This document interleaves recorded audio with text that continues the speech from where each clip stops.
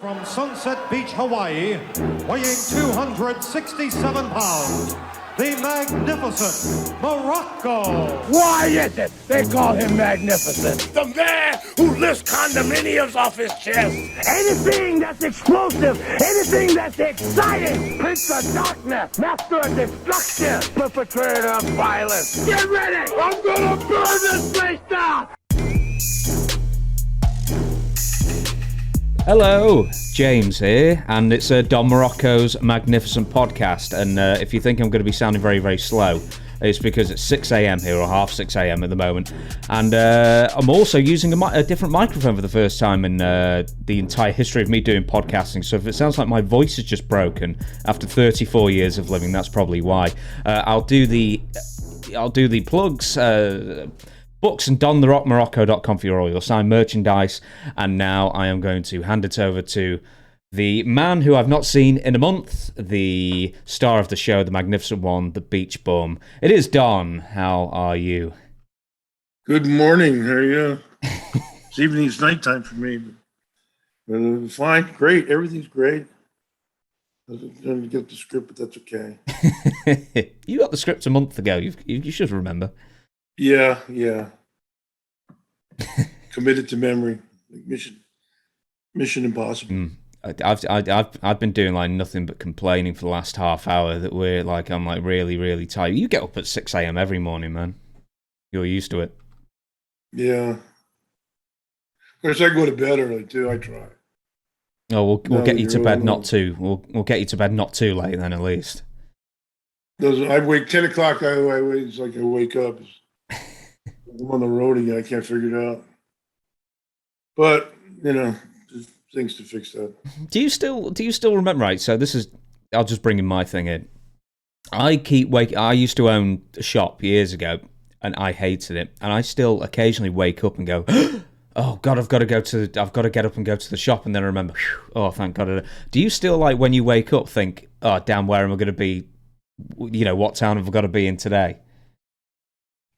No, but that was a reoccurring nightmare. Reoccurring thing, I don't know if it was a nightmare, a reoccurring dream for me for the longest time. No matter what I'd be, in what situation or what I'd be doing, if I, usually sleeping, but I'd always be trying to get to a town or trying to get somewhere. I'm set to go, and one obstacle would pop up or something would always, be knocking me back from getting, and that's been over for a few years. But I remember having that stuck for quite a while, a little after. Well, I worked for a long time too. So, but that was a. I think everybody kind of goes through something like that. Anybody that's, you're kind of got a work focus or goal orientated. You're doing something. But you were like in different hotels for your motels wherever you were staying, for decades. I mean, how long did it take for you to get used to just being in your own bed every night?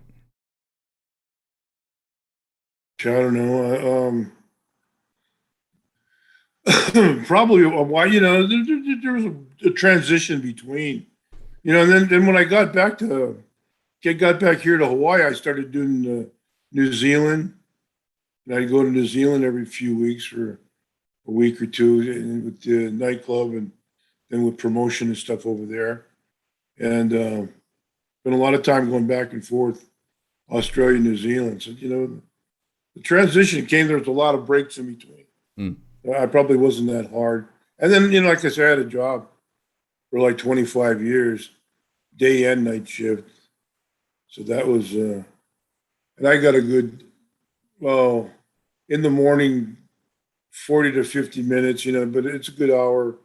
I'm a good 45 minutes from the docks here, 45 miles from the harbor, Honolulu Harbor, where I live. In the evening, coming home in rush hour and stuff, it can take forever, but that's, That's what I was going to ask, is why you have like crazy rush hour. Yeah, I would just beat it. I'd be at work. I'll be, 7 o'clock start. I'd be there around 6 or just before. 6. I'd leave early enough to beat the traffic, eat breakfast. I've always been usually right. That's a Fuji vice. That hour to the hour ahead of time to the airport. No rush to the airport. No rush anywhere. Ahead of time, every place. So what was that then? The Fuji Vice rush to the airport? You'll have to explain that. Always on time. He's all front of the plane. He walked with his cane, so he'd get early boarding. He always. But I mean, you get to the airport. He'd be catch the early bus out of the hotel or early taxi or whatever it was. You'd be there in plenty of time. Was he always saying, come on? Oh, yeah. Goodness me, right. So I didn't write down any news to refer to. I'm sure there's been a lot that's happened in the last Angelo month. Mosca. Well, yeah, it's Angelo Mosca, and I've not told you this, the next episode we do is going to be all on Angelo Mosca as well. But because I thought, he was an interesting enough character and you spent enough time with him, but we might as well speak about him a few minutes. Yeah, I spent a lot of time with him. Yeah. They did all the accords, all the things I read about him, just talked about his wrestling. But as far as I know, he was like Canadian football player of the century. Yeah, or he was one of them. He was in Canada. He was just I knew he was like the first half of the set. But then since I've been back here, he's been doing TV there and on Hamilton or Toronto or whatever. And he's always been an enterprising guy. I'll say that for later, next one.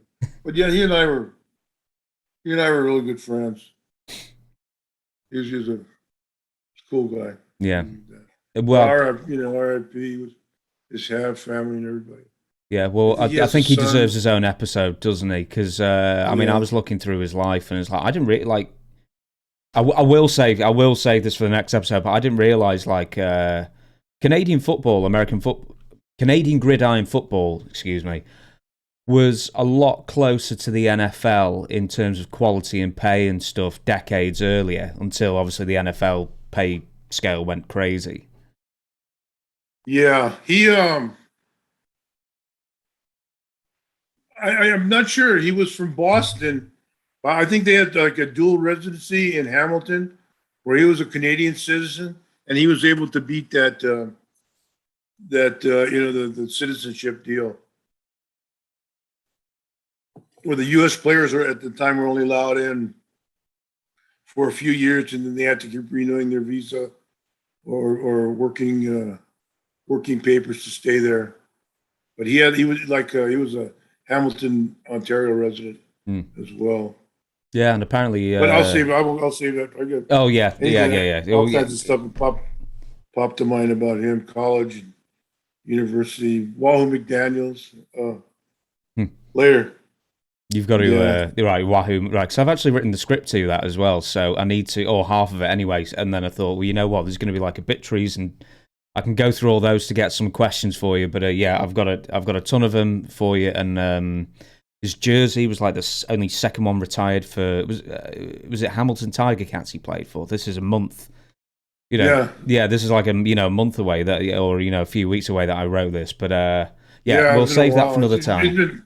Passed away a couple of weeks ago. I don't know about any other guys. I read where Hulk's in poor health, but you don't know. No, I've not heard that one. I saw it in some kind of dirt sheet or something. I had several of the wrestling posts, and something that I don't know what it was. I'll keep my eye open. I'm not sure what it was, but. God, it was a couple of days ago. No. Okay. Well, neither of us know about that. I didn't even realise he was in bad health at the moment, apart from his back, which he was always struggling with. I will move on to the meat of the podcast, and it is going to be Jimmy Snuka Part 2. And it's all the juicy stuff that we didn't have in episode 1, so we're going to go straight into it. And when we left off in part 1, we'd watched the really famous cage match between you and he. A lot shorter than I thought it would be. I mean, it really is, like a quick blitz, bing bang. You take the back bump out of the cage that you're very, very proud of. It's a fine one. That was like when you asked me if I'd seen it, but that was like a 25th anniversary or something like that period of that time. And after that, it was every time I turned my phone on, I saw that cage match. I think it was about 12 minutes or 14 minutes or something from the whole shebang. I don't even think it was that. It was more like 8. And but all the cage and all the other, with Monsoon and the interviews and all the other stuff.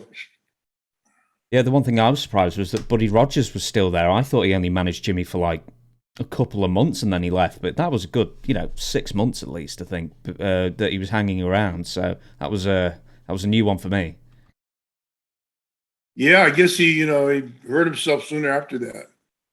He was famous for getting that and then suing. So. Yeah, getting heart attacks or. Yeah. Oh dear. And I suppose this question really feeds into this. And I think I asked you when I first interviewed on my WSI YouTube channel. And why do you think, after so many months of feuding, that Jimmy never won the belt off you? Well, he was one of those guys that didn't need a belt. He had this fly and the hair and the no shoes and the whole 9 yards. And, I don't know if Vince had 100% trust that he could control. A lot of those guys, there's a matter of not for wanting. Jimmy loved being a star. He was obsessed. He and his brother grew up homeless, familyless, a few miles down the road here. It was just he and his brother. And so becoming Jimmy Snuka, becoming the star and stuff, just, was his whole essence. So I don't think he was so afraid that Jimmy was going to screw you on the money or get crazy on the money, just that where he might go, different places in his head. It was like Superstar. When Superstar had the belt, several months into that, he was an easy switch. But a change like that, you've got a monster, Godzilla, running through New York City, and he would be able to, pretty much call his own shots. He could bring Bruno back to the but Bruno was always fighting with everybody, and would have had big leverage for that whole Western Pennsylvania area. So I don't know if they would have wanted to play that game. But yeah, it was Jake the Snake. He's another guy that he had the snake. I mean, you could never lose the snake. Once you get a belt, the first thing you're going to do is you can lose it. That's why those champions, Stasiak and Koloff and stuff, they had it and they held it for a month, 2 months, at the most, until the next Garden show, and then they switched it right back to from Bruno to Pedro and Stasiak to I don't know, was Bob beat Stasiak? Was that who? Oh, it's too early in the morning for me to figure this one out. I don't know. Was That's it Pedro? The people, anybody wants to listen, they'd know. Stasiak took it off of right. somebody. I'm gonna try and work this out on that. Right, so it's Buddy Rogers, Bruno, Ivan Koloff, Pedro, then Stan Stasiak I think probably beat Pedro, then Bruno beat Stan Stasiak, then Superstar beat Bruno, then Bob beat Superstar. Okay. That was a struggle. Let me this time in the morning, that was a struggle. There'll be a test. At the end of Do you End of think? the podcast. Do you think, right? So that this is '83 then, and the belts meant, a heck of a lot more back then than they do now. Do you think some of the fans would have withdrawn support from Jimmy because he didn't win the big one at the time? Or do you think ultimately it didn't really matter? I don't think in that case he mattered because what he delivered was that splash off the top, which, he's, became infamous for. So that was, he delivered. And like I said, a guy like that didn't need like Jake the Snake. Well, that Cobra bite Macho Man, and all those snake, all guys like different guys like that. Not a lot that don't, I can't, off the top of my head, Superstar might be one of them, but he with the belt, he was, he was an extra, that could add a dimension to his even what he had. Probably could have drawn without the belt. Certainly could have drawn with the belt. Bruno was that hard, migrant up and come, guy that off the streets, out of the gutters, and to become a champion, world leader and stuff like that. So yeah, but Jimmy, Polynesian, and with his temperament stuff, I'm sure the office is a little bit afraid to really drop everything into him. Mm-hmm. Vince Sr. is still running the show. Vince Jr. is kind of in the background, and Hulk wasn't too far away. I'd say in late '83 that it was Vince Jr. by then. Yeah, probably could have been. Yeah, and then Hulk Hogan came in a couple of months later, and that actually leads me to my next question as well. Is Roddy Piper has mentioned that the cage match signified the end of Jimmy's headline run because then he was dropped down, in Roddy's words, or paraphrasing, dropped down to Roddy basically to finish off. And I don't think there was ever any, ultimate winner in that feud. But do you think just Jimmy was just too popular? Because Hulk Hogan comes in at the end of the year, and Roddy's also said that whatever they did to Jimmy, they just couldn't make him less popular than Hulk Hogan, and that was becoming a problem. Yeah. That thing with Piper with the coconut, my God, what did that do? And then Jimmy went away in the middle of that thing. And Piper told me that they were fighting like cats and dogs out of the ring, harder than they did in the ring. And Tonga Kid came in, and they did as business just as well with him, But with the Snuka, Snuka image, following in the Tonga Kid and Dan, he was doing all whatever young stuff, different new generation, but he had that same image, the same thing, and he and Roddy carried it right along. They didn't really lose a step. Jimmy just Devils was caught up with him, and then he came back. Yeah, you said that he ended up having like a back injury in storyline, but actually he was going to rehab, and then that's when the Tonga Kid comes in. Yeah, Fatu. Yeah. Do you think that the coconut was cut up a little bit to make it smash easier, or do you think it was completely solid and broken over Jimmy's head? And because Roddy's always said it was completely solid, other people think it wasn't. If I had to, those things are hard. You got to smash them on the. I mean, those guys that chop them and clean them and stuff, they make it look so easy, and so they're Bear Grylls and just like it's nothing, trying to peel a coconut and then open it. Those things are tough. And for somebody that's not, not used, not in a habit, even if you're in a habit, hell, there's all the husks and it's a hell of a mess. And the coconut, the greener they are, the harder they are too. I don't know what kind of. I wasn't even around. I wasn't in the territory at the time. I was out, but that was one of your yeah. That was one of your like brief escapes, wasn't it? Right? I know you weren't around for all of '84.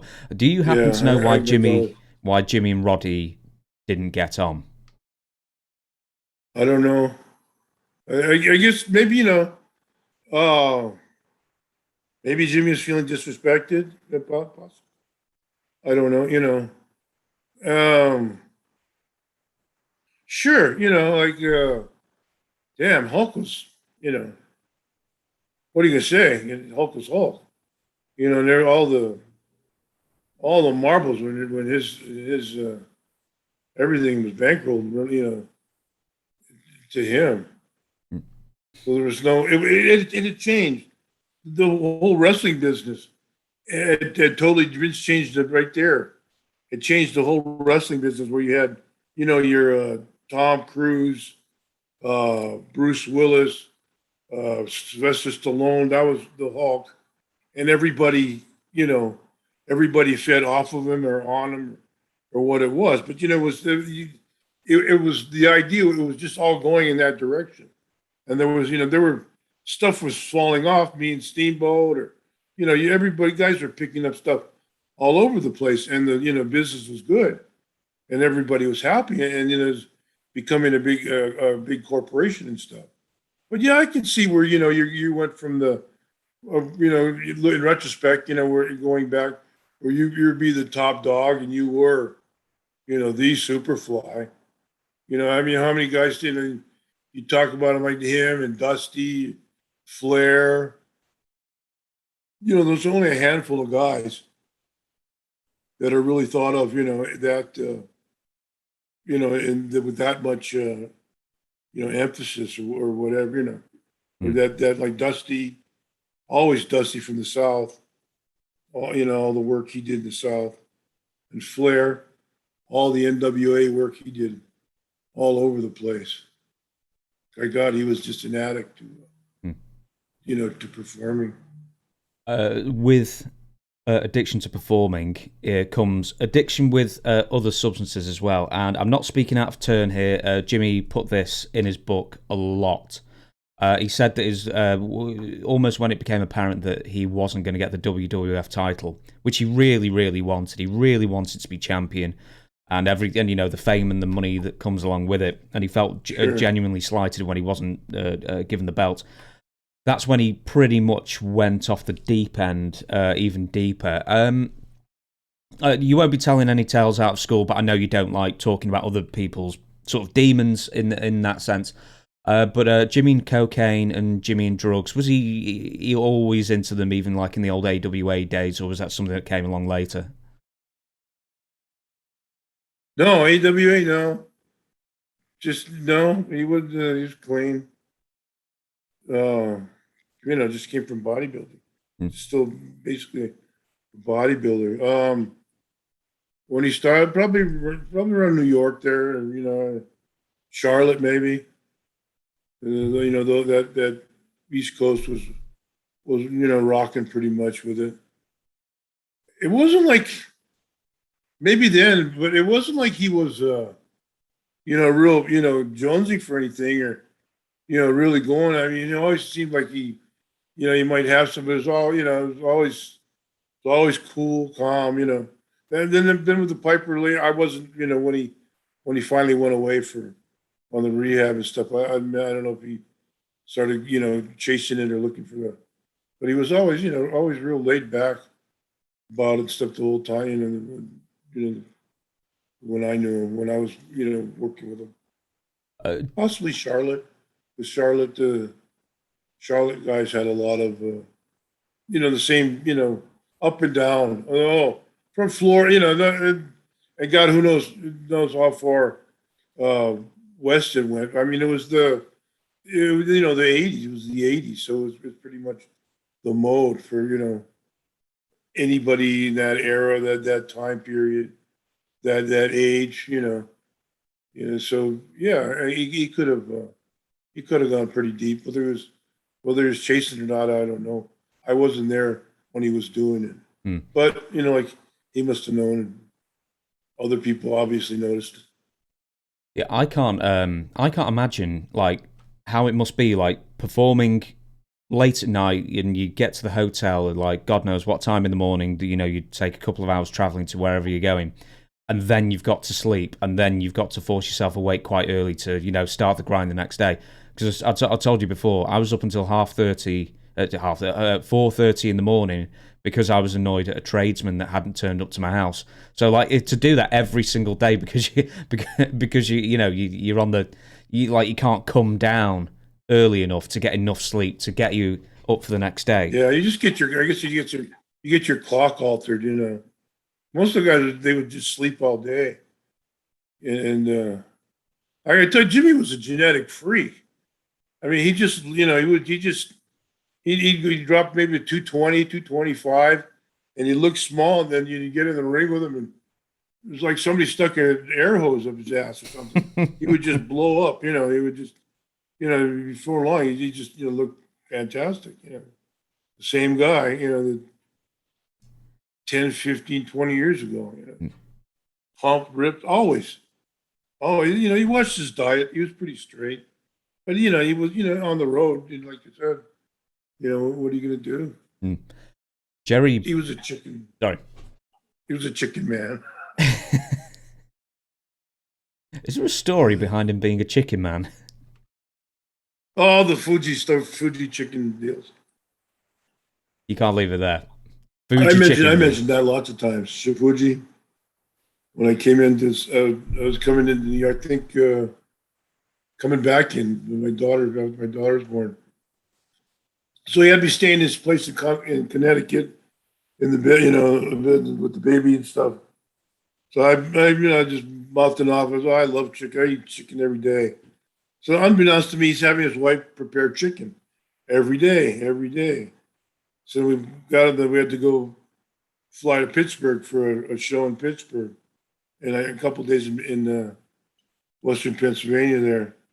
And we got to the Howard Johnson, where there's a big hotel where everybody stayed, spread out in Pittsburgh by the airport. Got to the Howard Johnson, sat down to eat lunch, and ordered chicken. And he goes, "God damn it!" And I didn't know. There's different ribs he used to pull on me. Used to backfire him on it.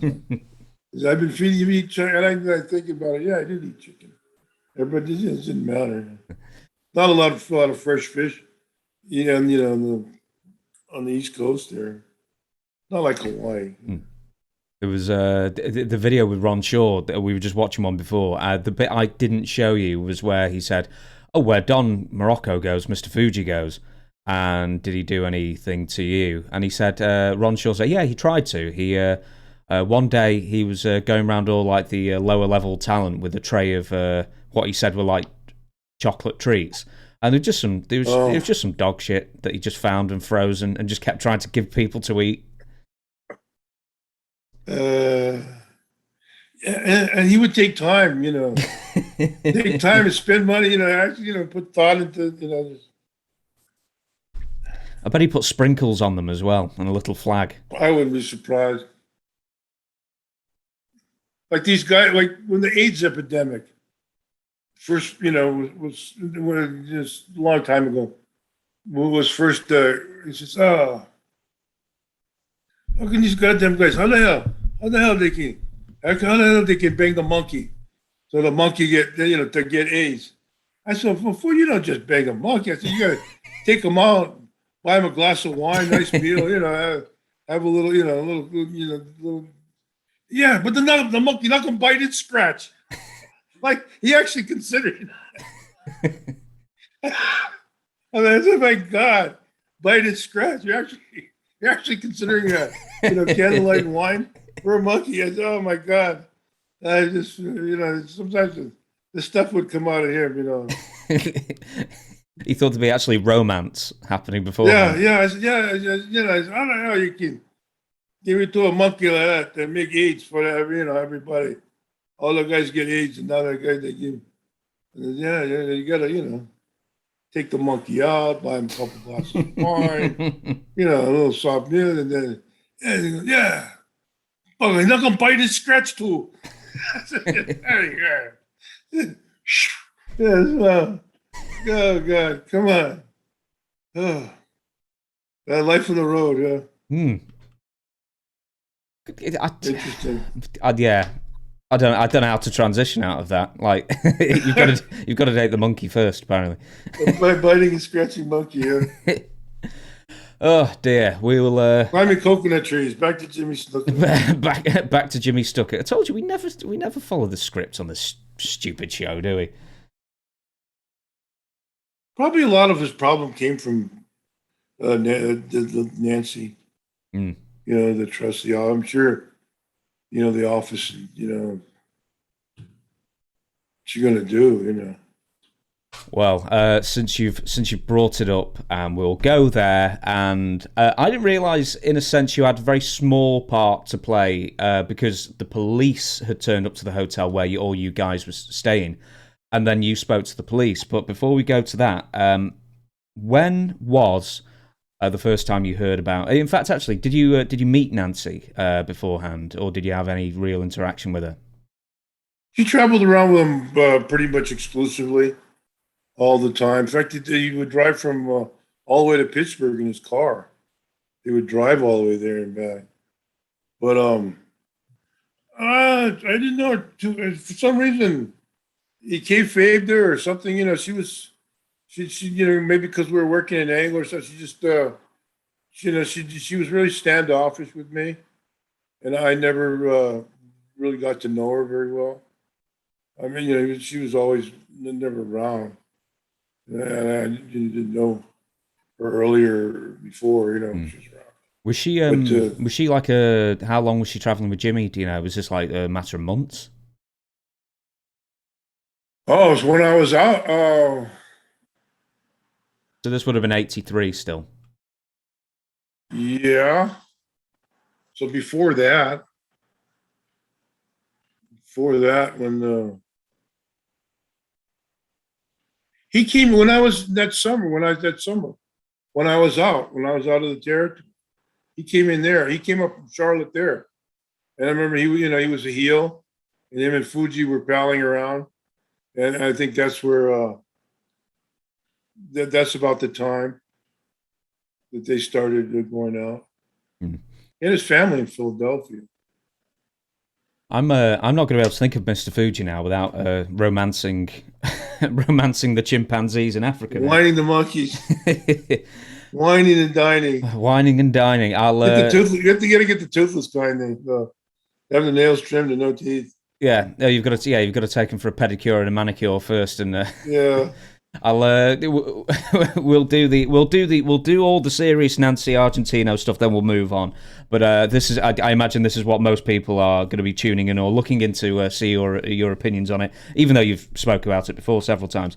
Right, so this is from the Wrestling Observer, and it's Rogers and Snuka, who were the next door neighbours at one point, also had a falling out when Snuka's wife at the time confided in Rogers' wife that Snuka had been beating her. Later, Snuka was arrested in Syracuse, New York, after going crazy in a hotel room and fighting off the police when calls were made that he had attacked a 23-year-old mistress, Nancy Argentino. So I don't know where Buddy Rogers really sort of came in that respect. In the sense that when Buddy Rogers came in and started managing Jimmy, was he pretty much a babysitter for Jimmy at that time? Oh God, possibly in the office's eyes. Maybe he was, like a role model or something. I mean, he wasn't there. Instead, that was in Utica, New York, when the cops and the fight and stuff. Mm-hmm. I remember we were coming back. Angelo Mosca or some, Angelo or Skolin or somebody coming back from the Chinese restaurant. We had a Chinese restaurant that would stay open for us, and we'd all go and eat, have a few beers up there. And they're coming back in the motel, where most of the guys stayed, because I think an ex-wrestler ran the place. Maybe, I don't know. Upstate New York anyway.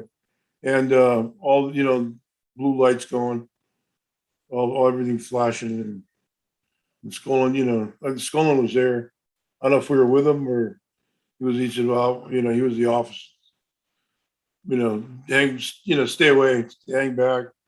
I'll go, he doesn't want to, any other of the boys going up there and making trouble or trying to set him free or making noise or anything else, trying to back Jimmy up or whatever happened to be going on, which nobody knew at the time. So Skolin said, I'll go, go back to your rooms. I'll take, I'll do it. Like Monsoon or one of those guys, Strongbow, whoever happened to be the agent in those days, they would have, sent everybody back. Everybody was, everybody's cool headed, just coming back with a belly full of Chinese food or whatever, so he just, hey, go back, and Skolin went and took care of it. And that was pretty much it. But it made the news all over the place. It was big news. So that was for the domestic incidents, wasn't it? A few months beforehand. Right. Did you hear? Not between Jimmy and Nancy at that time, but did you hear the fight that happened between Jimmy and the police and the ruckus that he caused there?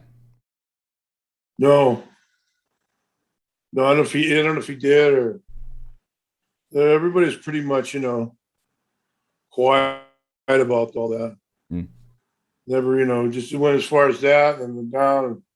And he was bailed, and next, he was out next day, recovering. Mm-hmm.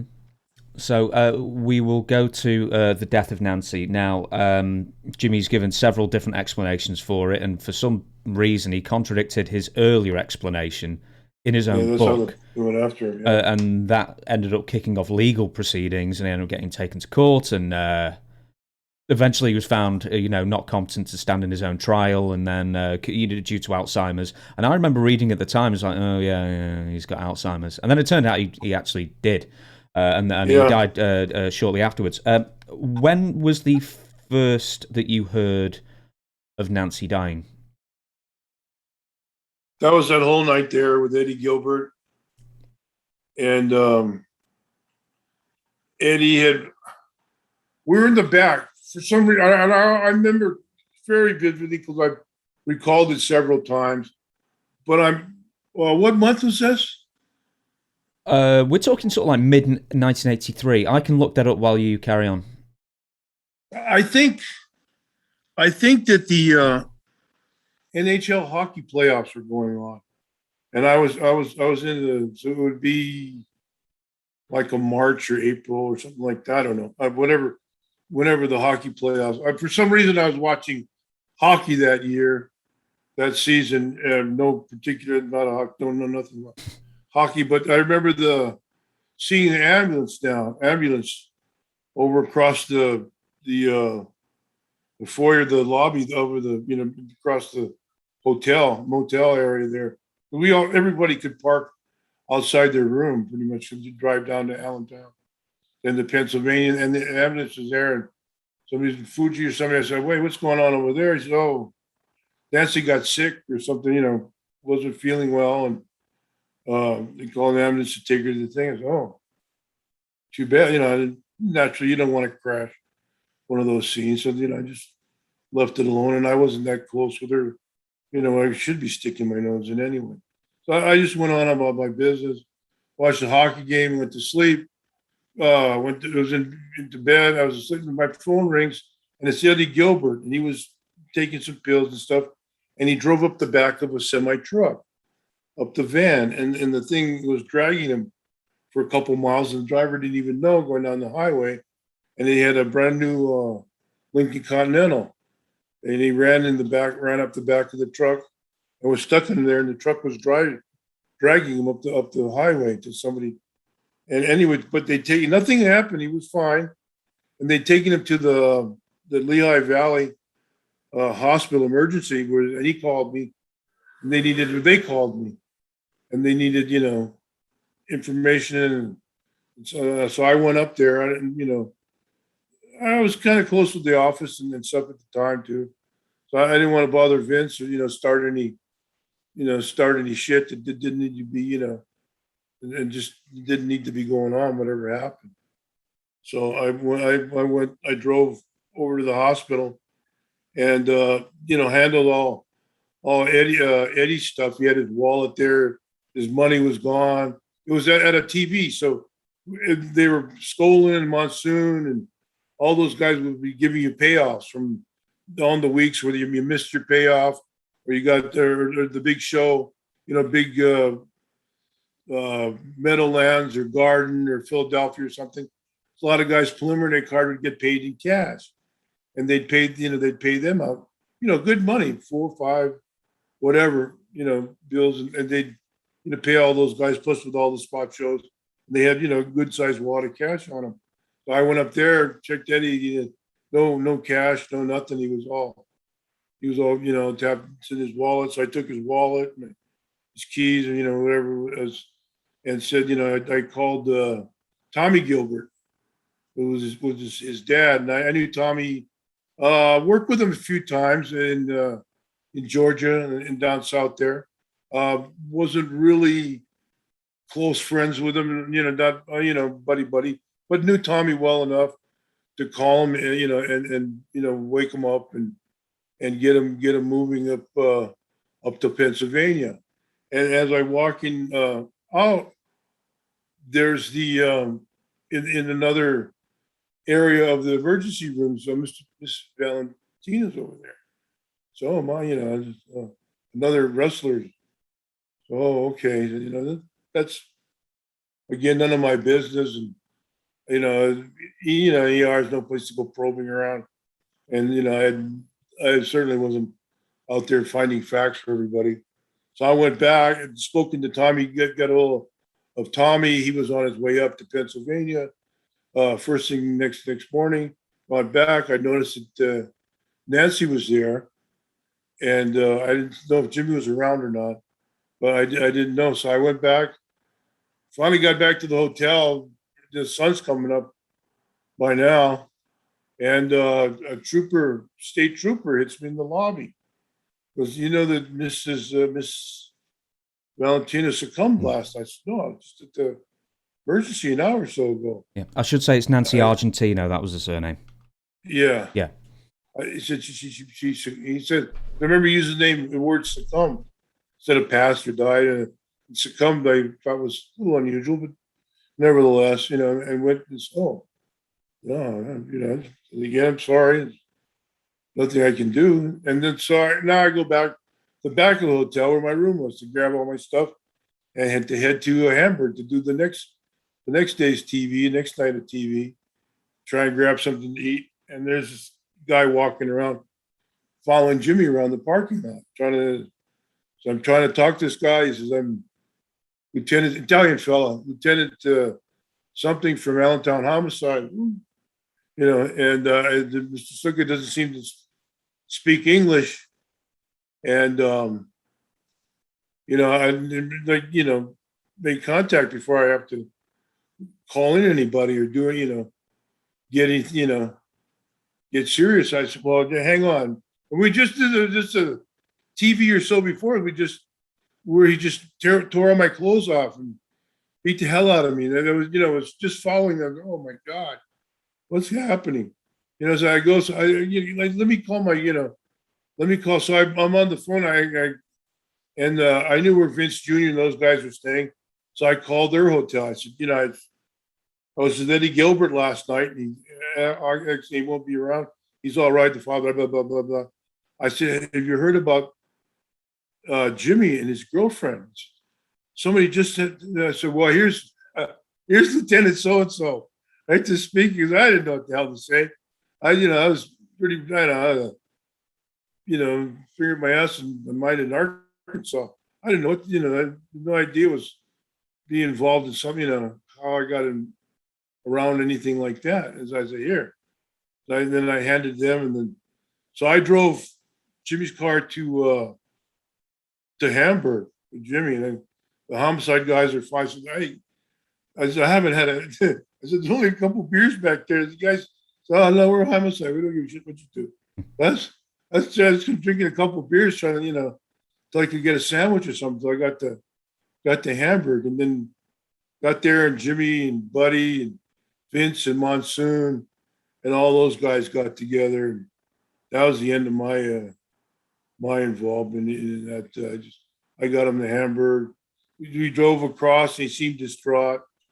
And the story about her slipping in the road is the one, what he told me.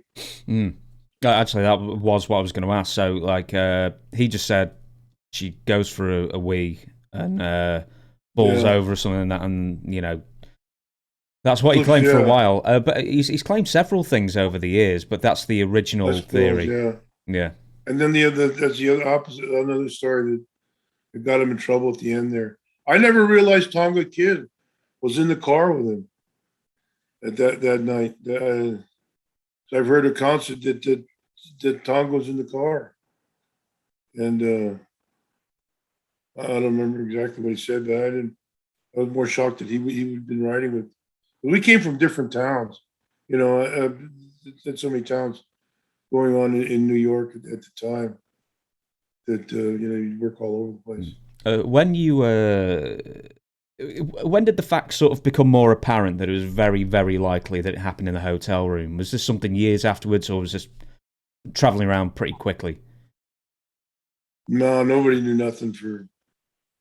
Maybe some people, somebody might have had insight on something. I didn't. Maybe I didn't want to know. I never. Things were moving pretty fast right then, and just match after match, night after night. Business was good. We're doing 3 shows in every big city, and selling out each one. 2 or 3, and all sold out. All the major arenas, all the major, and this major, minor, wherever we went. That's how he was. He was solid. So it was pretty much more or less accepted at the time, Jimmy's explanation for what happened.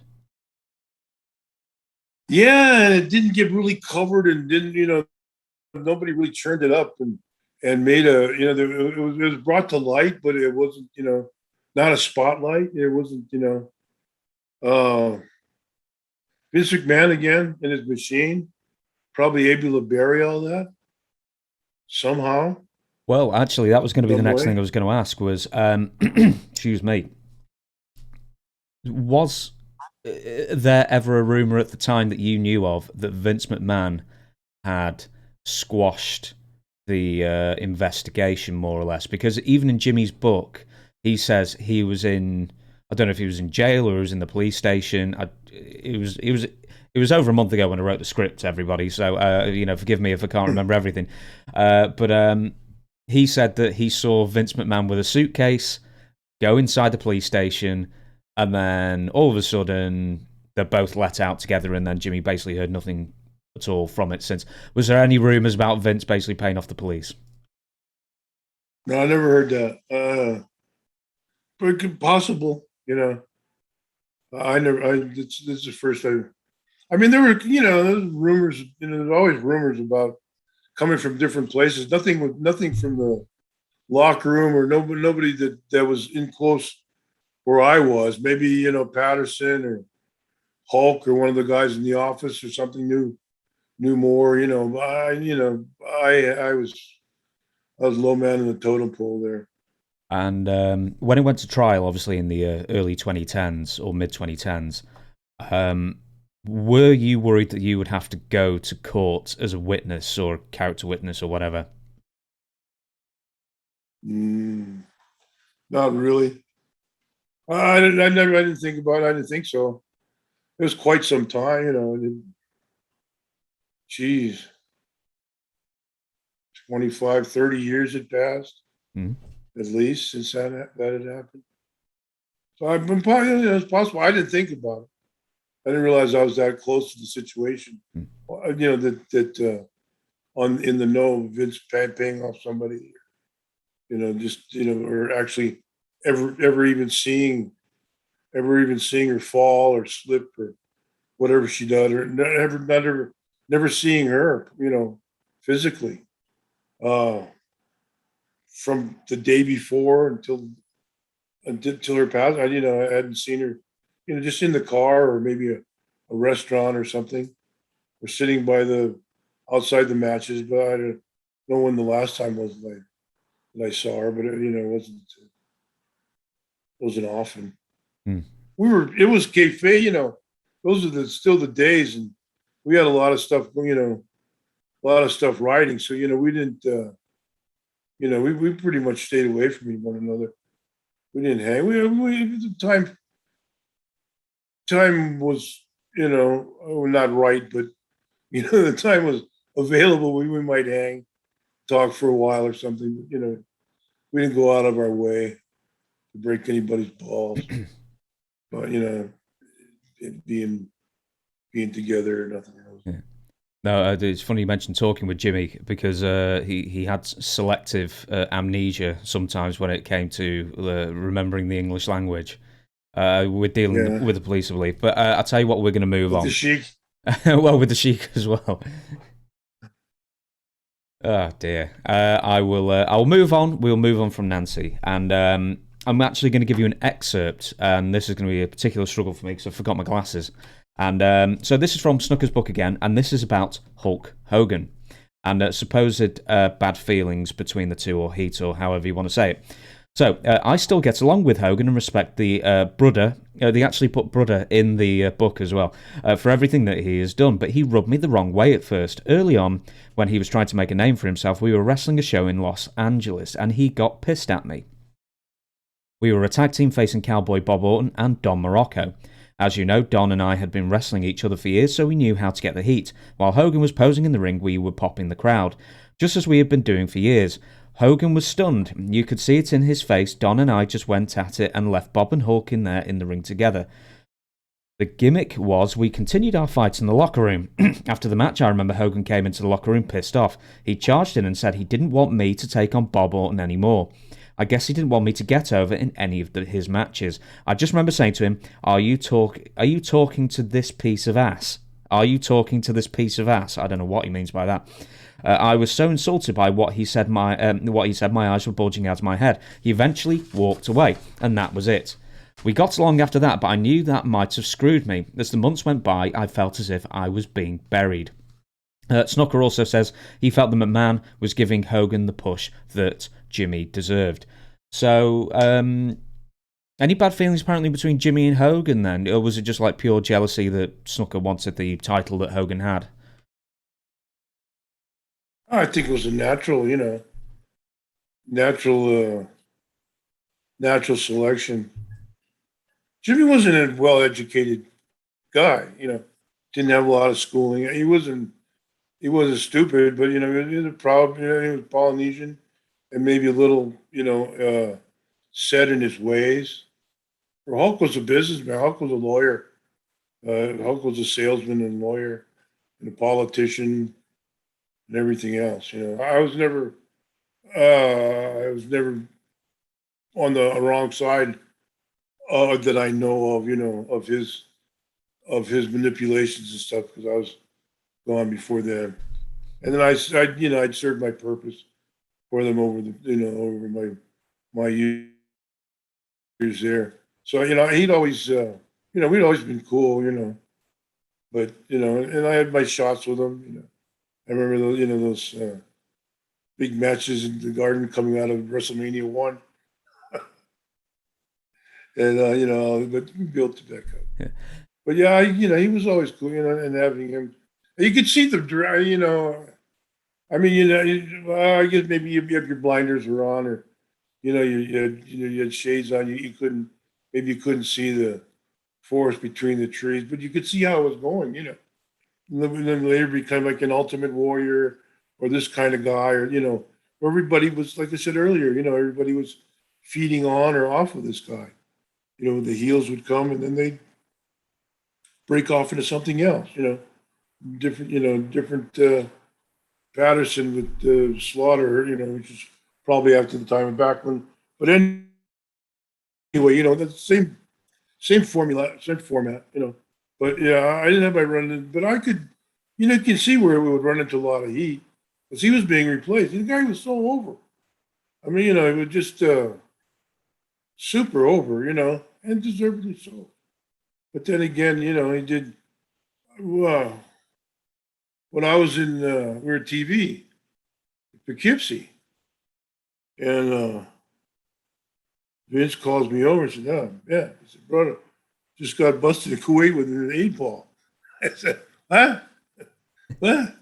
And I guess that cost Vince a couple $100,000 in and out of and bing, it was all that big business was taken care of. Why didn't Jimmy have a Nothing was, bagman? I don't understand why he didn't have a bagman to hold it for him. I don't know. Well, he was, he was just, I don't know. He was just, he was Jimmy Snuka. I heard that story with Piper and the Sheik. Was it Piper or Piper and the Piper and the Sheik, and a couple other guys going across the Canadian border. And the Sheik slipped the bag into Piper's bag, and he never knew about it. He's the only one there without a passport, Canadian resident, and not only one there that they could have. Luckily, got through that. I wasn't the one for that. I heard that story too. Yeah, he did. Apparently, he did that to John Nord as well. He, with several guys. Yeah. With Sheik was always traveling well prepared. I'm just sure there's more than. What was that in Japan? I don't know. I don't think it would have been. If John Nord was in, that was like 92 or something. So it was probably around that EWA time. or he was in. Was he WWF too? John Nord. I only met him a couple of times. I don't know the man. I handshake, and that was about it. In passing, but I didn't know him too well. No, he never slipped anything in his bag then. So no. Do you just go back on Hulk Hogan? So Jimmy gave a example of Hulk Hogan, the master tactician, of you can get over but not too over, not at his expense. So he always seems the main superstar. Did you ever hear any examples of Hogan doing that to other people, where he try and squash something before it got too popular, or gave somebody a friendly warning?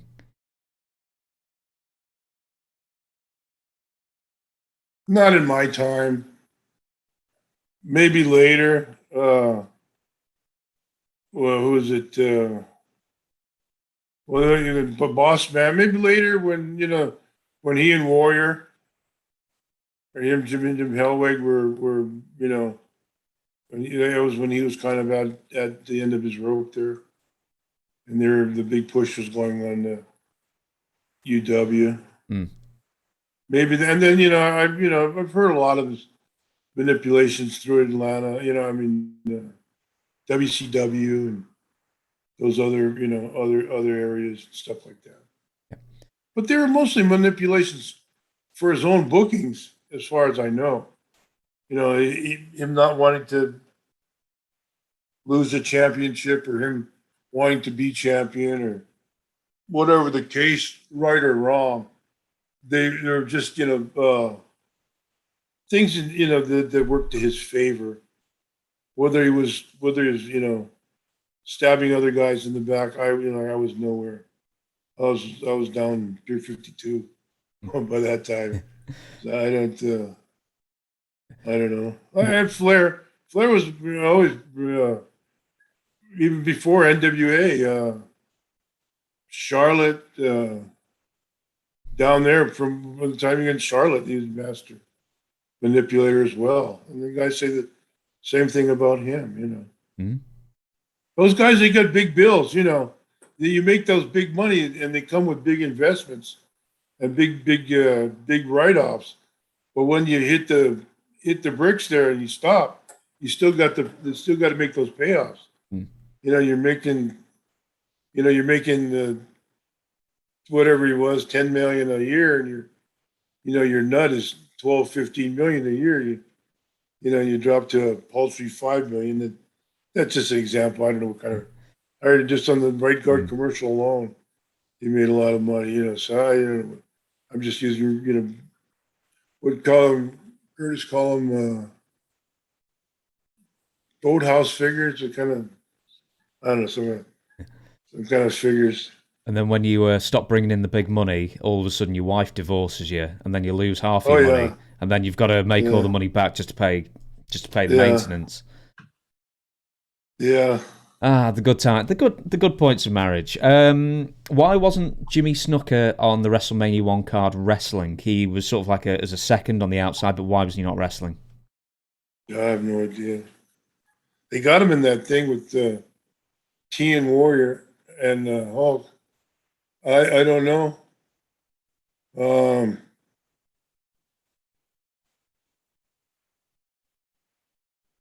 Who would it be in wrestling on that night? It was Hulk Hogan, unless Mr. T. they wanted to get a heel ready for they wanted to get Bundy or somebody like that ready. I don't know if they're planning that far in advance. I can't remember if they were planning that far in advance at that time then. But WrestleMania was new, It was first it was what's Evil Knievel jumping the Grand Canyon. That was it was pretty special. So I don't know how far they planned beyond that. So I don't know what they would do. They're maybe afraid that they'd want Jimmy to put somebody over, and he'd have a fit, or I don't know. I'm not sure. With the last few months of his original run in the WWF, and you've already mentioned this, he says on one tour he was arrested with cocaine at the airport. That's what you mentioned. This is on a tour of the Middle East in July 1985. On another tour, there was a flight in a hotel regarding Snuka's behaviour with a woman, and he actually leaves the WWF before Hulk Hogan's Rock and Wrestling cartoon aired later that year. So they put him in the cartoon, and he'd already been fired or he already quit. And they couldn't, obviously take him out of the cartoon. So he ends up getting sort of like an added bonus of fame for a little while longer there. He couldn't, he was already etched in everybody's. He was already a legend, When he came off it was before that, but when he came off the top of the cage, he pretty much cemented himself, as a superhero. But everybody, people loved him before that. It was just, it was no brainstorm turning him baby. After a while, a couple months, just watching him work, and his work was spectacular. His interviews were weak, but it didn't matter. He had that presence. He had charisma. Yeah, the interviews were still engaging though, even though they may not have been the most eloquent. I mean, you don't want them the most eloquent. You go back, Bruno, Pedro, they're all, and the broken English thing, it was, and they lasted, forever, for long, years and years. So it was an ethnic balance there coming out of New York at the time, and he worked.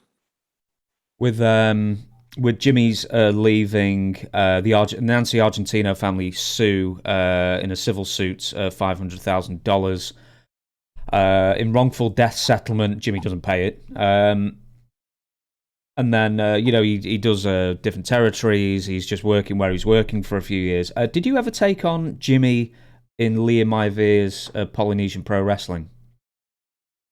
No, I don't think so. Does it have him on the record doing that? Good, I don't. I was pretty much wrestling Peter at the time, and Steve Offie. I don't think he was here, but I was pretty much involved with Peter, maybe. And I don't know if he came in for Lee or not. I don't know where the hell I was. It's probably in the back end of New York, 86 to 88 maybe, and then. And I was back after 88. I don't think he hadn't come over here. One time for one of his daughters to get married. No, that was about it. Yeah. I'll move on to this then, because we don't really talk about Polynesian Pro Wrestling, which was there for quite a few years until he was even covered in The Rock's, Young Rock, wasn't it? Where there was, a big law. Where she was trying to strong arm like a wannabe promoter in Hawaii for paying him a tribute of several $1,000s. But I was going to ask this actually. Do you have any memories of The Rock, Dwayne, as a kid when you were over in Hawaii? Oh yeah, I was around Rocky from San Francisco, from Frisco, and then in Hawaii. He was with the Leah Maivia. They all lived up in the Chateau Bleu at on Alamoana Boulevard. I remember they lived upstate. He lived with the grandmother. She spoiled him rotten. He was, he was a good kid around the business and stuff. I guess he was doing the devil out of school, cashing checks and doing all the other stuff. But around the boys and stuff, he was very respectful. His mother would bat him upside the head. If not Leah wouldn't. Leah just spoiled him. Leah was he was Leah's boy. He was a mother's boy too. He was a mommy's boy too. Who used to bring their kids on the road with them all the time, and like you'd always get to know certain people's kids? Nobody really. We lived in the same apartment building as Rocky and Atta in Connecticut. And he lived right down they lived right down, in the same wing that we lived in. So he was always, doing the Elvis. He was always with his mom, my wife, and then, I wasn't around him a lot, but I was working angles with Rocky. I was a heel, Rocky was a baby face. And so we didn't travel a lot, but, so I'm sure he was around. Who's the other kid? I don't know. Got the guy's other kids. Matt Bourne was around when he was young up around Oregon and stuff. But, I don't remember too many other kids around. No. I mean, at times, guys would have their family and stuff on the road. Different turn, especially in New York. Because you got Bret Hart's kids were real young. Davey boys were young. Everybody, they were all small. Did you ever bring your kids on the road? Yeah, just like a short tour here and there. They were. I think they traveled with me. I would bring them, for a while. Thanksgiving, for Survivor Series, stuff like that. My son was young. My daughter was a little bit older. I think they're like 4 years apart. So. Yeah, she was just born. Yeah, and I've got to ask this. Everybody claims that they babysat The Rock. Did you? No. No, he was with like I say, he was with his mother. He hung around with the mother. My wife was with them. They were always shopping or eating or whatever they did in Connecticut, whatever. Woman from Florida and a Polynesian woman does in Connecticut. Sure, a lot of shopping was involved and eating and stuff. But he was around. He was with them most. He babysat my daughter. I think I heard he was.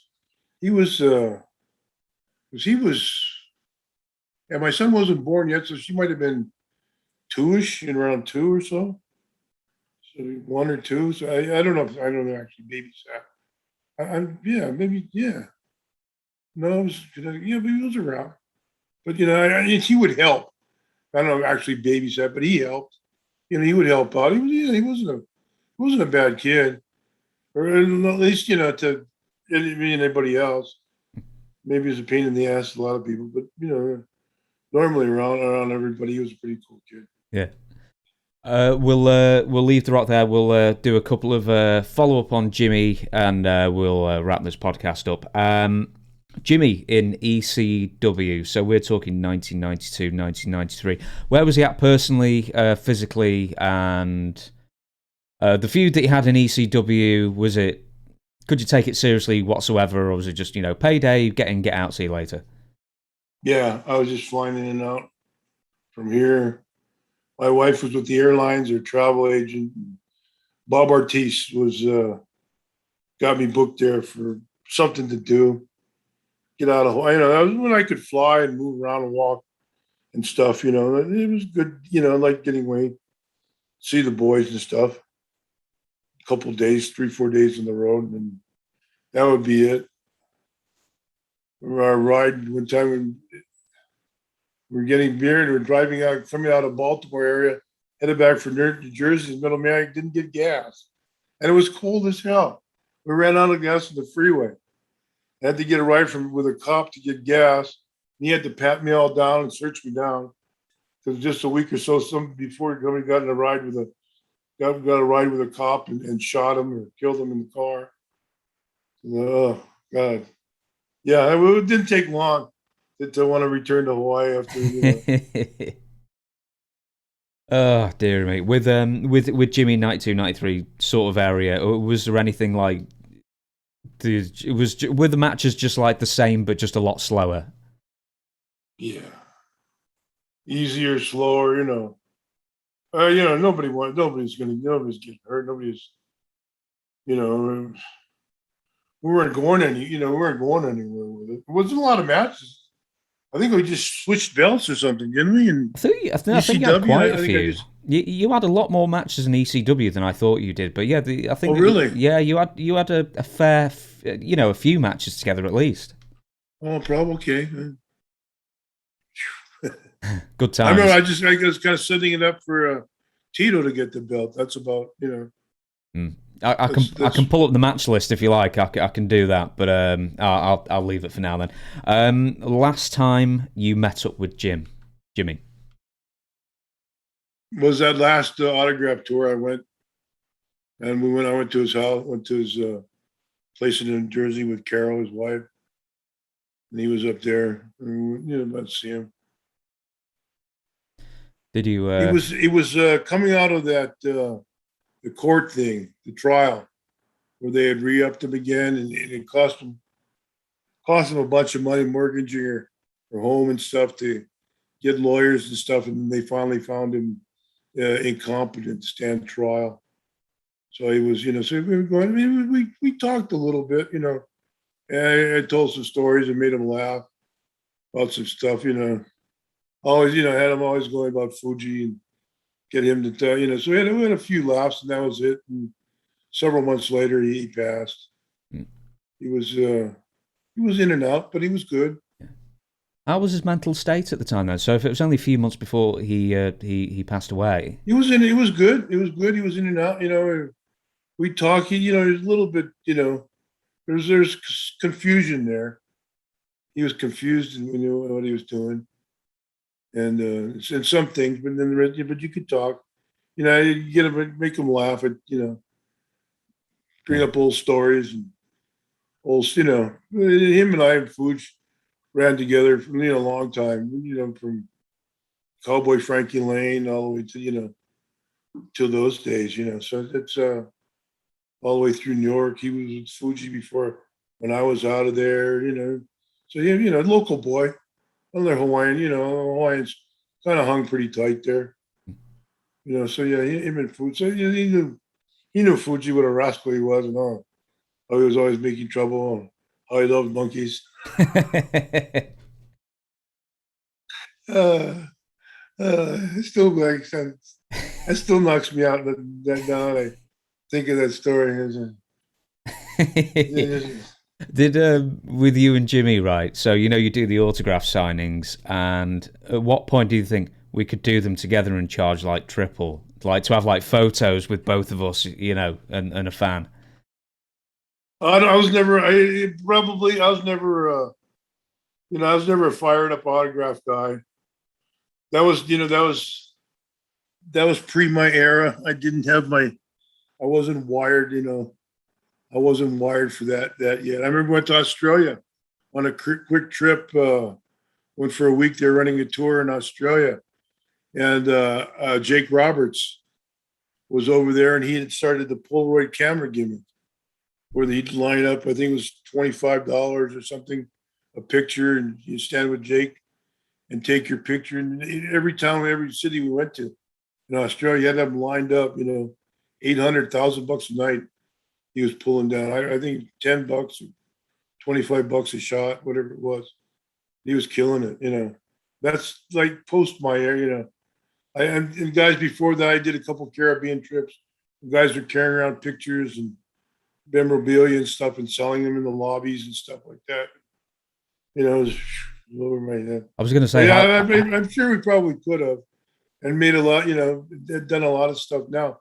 Retrospect, especially after COVID and all the podcasts and all the memorabilia and all the stuff people were buying, but yeah, at the time it wasn't really in my wheelhouse. Yeah. I was going to say, how long did it take for you to get a Polaroid after you saw Jake go on, but apparently you didn't. No, I didn't. No, I didn't. No. A couple other guys did though. It was a good gimmick. Mm. I think, but I didn't want to cut into Jake's action. It was his idea. So And he used to buy dinner for everybody afterwards with the Polaroid money. So that's a good way to keep everybody on side. he would, yeah. He wasn't, he spread it around, but yeah, I don't know about that. Those guys are pretty good. Yeah. One more thing then. So he was wrestling like way into his 60s, like way after like he could barely move, and occasionally he'd do the splash, for the special occasions. But was it purely financially driven, or did he just love being in the ring? Both. He was addicted to being a star. He just loved that Jimmy Superfly Snuka. And naturally he was financially strapped too as well. The lawyers and the time and the period and the things and everything else it drained him. But yeah, it was both. He loved it, he was an addict. Him, Flair, and Dusty, a lot of those guys, just I suppose Hulk in his way, but Hulk is a new era, the new generation. But yeah, those guys were just love being, stars. Love, he could have never gone to work down the docks or at an airport or so, doing tickets or nothing. He never. He couldn't have done that. No. He was Superfly. We'll wrap it up with this question then. So, I mean, how important was Jimmy to wrestling? Not only as a star and a money draw, but as an influencer and an influence on people who came after him. And how unique was he as a talent during his heyday? Oh, extremely. He was extremely unique. Tremendously talented. How unique! All these guys have laid their imprint on wrestling. Shawn Michaels, and your Warriors, and Bret Hart, and all the people had to run through.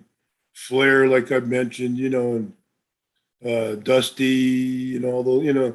They all have their place. If say one is more than the other. Jimmy was on the East Coast, and so I guess his population basis would probably Bruno. All these guys have their niche in society, or the society of professional wrestling, or the story of professional wrestling.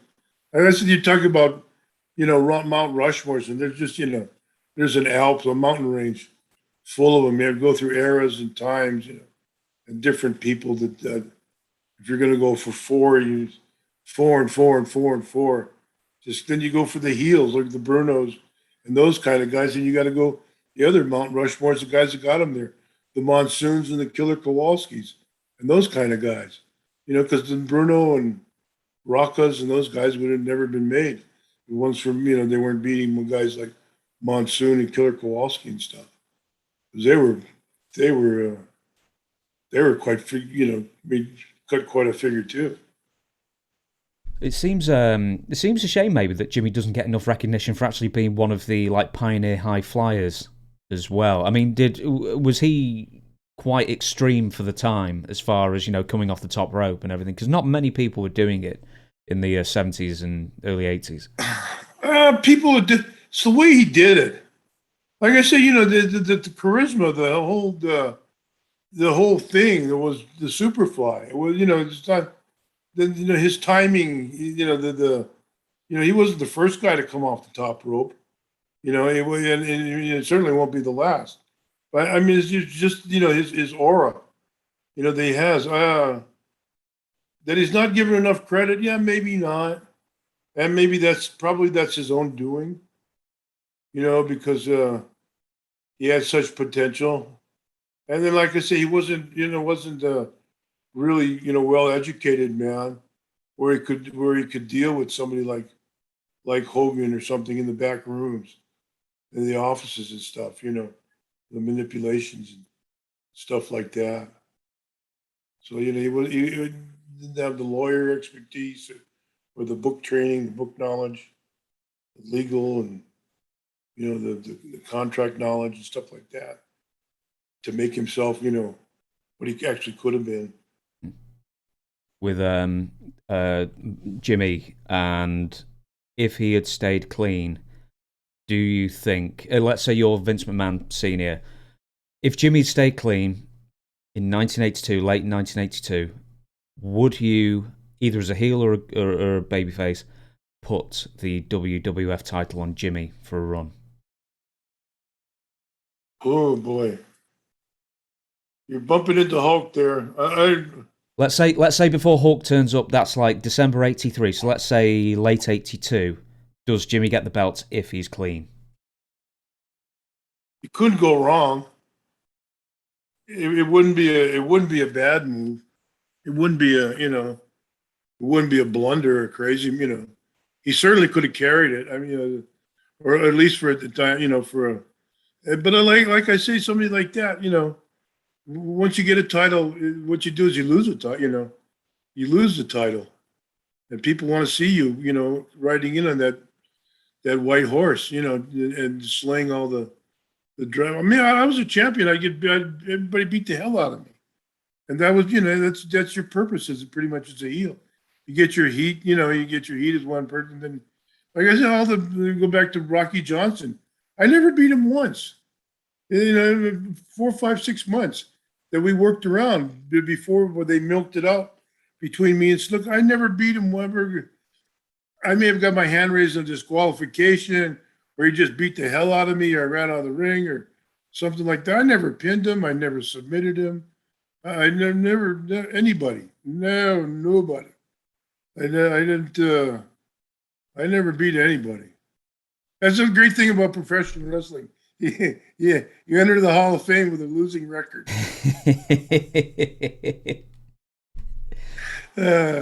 I spoke to. It's just a psychology. The business. If you're a good enough heel, you can carry it that long. Keep switching your heat, like Buddy Colt from Southern champion to Florida champion to North America champion. Rest for a couple more months, then back to Southern champion. You can go and you just keep building up. There's always going to be a baby face or somebody to come along. Somebody to come along. You can. Then you just change territories for a little while and come back. And then great heels can have the luxury of doing that. You come back, a few good interviews, and double cross somebody, and bang, they hate you again.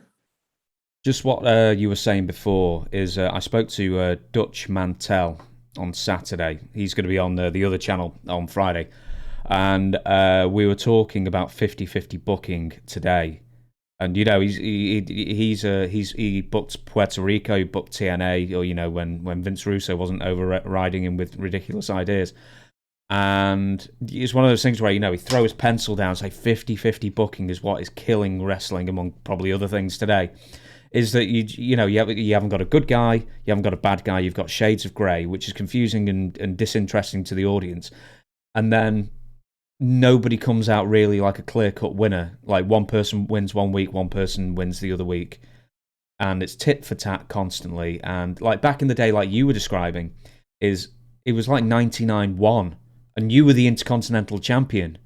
And, you would be beaten for 99% of the time, and the 1% is you somehow, get eking out a win at the end. And that's really what's missing today. Yeah, well, I can't watch it anymore. The matches are great. The talent's exceptional, and these guys are trained fabulously in their matches. I don't see all of them, but just the whole production and everything else. It seems so silly, and I just start watching them. Oh my god! And it's like a kid show, or so. It's something. And maybe it's not. evidently, I guess they just had a big show last weekend, Survivor Series or something. Mm-hmm. Yeah. So that. I don't know. I don't get chicken numbers or anything anymore. But I imagine the numbers are pretty good. But yeah, it's crazy. I don't know how they book anymore. It's just like I told you. So Orton and AJ Styles. They're just they're made for each other. When I saw them and when they were getting Bob ready to go against Bray Wyatt. This is Randy. Randy, not Bob. Yeah, sorry. Freudian slip there.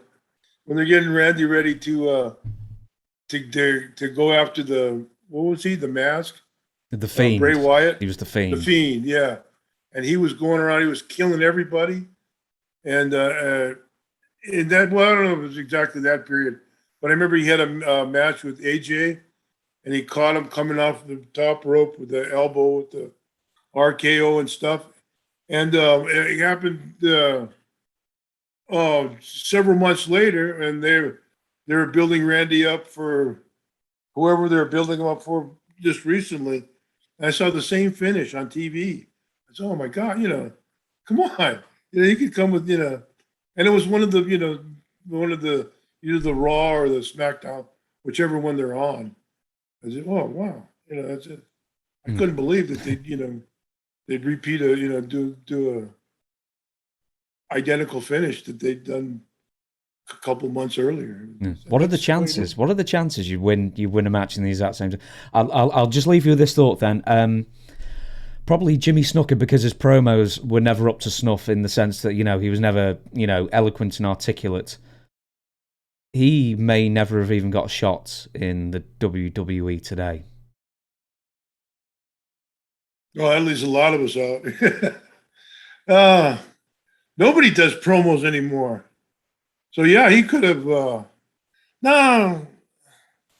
His charisma, his time, if he was young and in shape and, he just had that charisma with his hands and the way his body movements and stuff. Yeah, he would have got over. Sure. Yeah, he would have got over. The juices work up. Not really, maybe not. His work was the leapfrogs and the way he conducted himself. He just had it, whatever it is. People have it. He had it. Sometimes it's too much for us, and we all suffer from it. He would have to at least learn to That's what he wanted remember to be. Scripts. That's what he wanted to be, and that's how he died. Being Jimmy Superfly Snuka, and that was I went to his family had a thing for him over here. It's someone Fijian Jimmy Jr. and the daughters, and Ata and the other one Vi and a couple other all the Polynesian girls. They live around over here, and they had a thing. So I got up. They wanted everybody's doing the little thing. And he left them in Philadelphia. And he left pretty much left his family to be on the road, to go on the road, because he was in love with the road and in love with being a star. And I said it was never about you. It was never that he didn't love you guys. Or he didn't care for you, but he was obsessed, hearing all the stories about him growing up and the brother having nothing as they grew up and everything else that became an obsession with him to be famous and to be known, to be recognized. The Superfly. It was never you. It was never, never Sharon, his wife. Never his kids, didn't love and care for his kids, but being a superstar, being a Superfly was the most important thing in the world to him. And I think that's a perfect time to bring close to this podcast then, because Jimmy's an enormously complicated figure. in the sense that, I mean, you know, you can love him on screen. You have to do a lot of work to sort of forget some of the outside stuff. But for now, I will close this podcast. I will thank you, Don, for joining us. I'll do actual plugs because it's 2 hours now and I'm sort of more awake. I said this before. I said this before when I was joining the thing. I'm clapping my hands and stomping my feet and trying to get the crowd going, trying to wake myself up. But I'm good now and I'm ready for some breakfast. And the sun has just... I mean, the sun might have come up. It's overcast and cloudy, so God knows how if it's come up again. But I'll do the plug. So dontherockmorocco.com. For signed merchandise, I have books there. Owen, Hart and The Rock on Amazon. The Rock. And it has stories. It doesn't really have many stories of him as a baby, but you know, it's got enough. It covers the whole career of his. But for now, I will thank you very much for joining us, and we will catch you again next week. Allah.